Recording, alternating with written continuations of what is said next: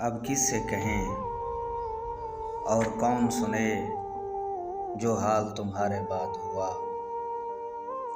अब किससे कहें और कौन सुने जो हाल तुम्हारे बाद हुआ।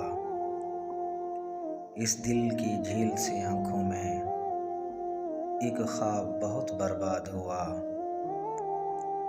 ये हिज्र हवा भी दुश्मन है उस नाम के सारे रंगों की।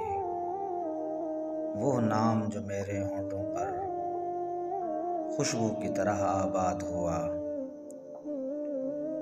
इस शहर में कितने चेहरे थे कुछ याद नहीं सब भूल गए। एक शख्स किताबों जैसा था वो शख्स ज़बानी याद हुआ। वो अपने गाँव की गलियाँ दिल जिन में नाचता गाता था। अब इससे फ़र्क नहीं पड़ता नाशाद हुआ या शाद हुआ। बेनाम सताइश रहते थे उन गहरी सांवली आँखों में।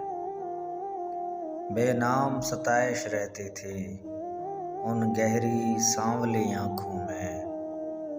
ऐसा तो कभी सोचा भी न था दिल अब जितना बेदाद हुआ।